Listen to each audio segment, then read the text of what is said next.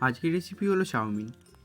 চলো এটার রেসিপি তোমাদের সাথে শেয়ার করব। প্রথমে একটা গামলার মধ্যে জল নিয়ে নেব। জলটার উপরে একটু তেল দিয়ে এটাকে গ্যাসে গরম হওয়ার জন্য বসিয়ে দেব।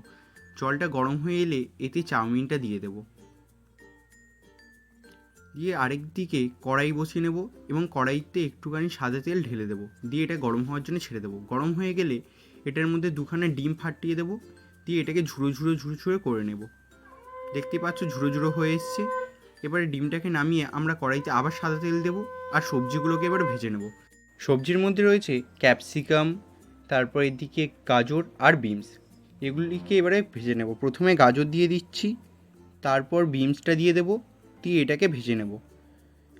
এটাকে ভেজে নেওয়ার পর এটাই যখন নরম নরম হয়ে আসবে তখন ক্যাপসিকামটা দিয়ে দেবো। দেখুন বন্ধুরা নরম হয়ে এসছে। এবার ক্যাপসিকামটা দিয়ে দেবো। দিয়ে এবারে এটাকে একটু ভেজে নেব ভালো করে।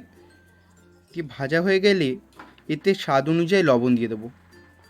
লবণটা দিয়ে দিচ্ছি। এবারে পেঁয়াজ আর লঙ্কা কুচি দিয়ে দেবো। দিয়ে এটাকে একটু ভালো মতন ভেজে নেব। এবারে ম্যাগি মশলাটা দিয়ে দেবো।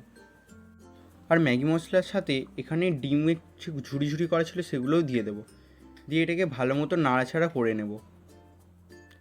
এটাকে একটু নাড়াচাড়া করে নেওয়ার পরেই আমরা এবারে চাউমিনটা এতে দিয়ে দেবো।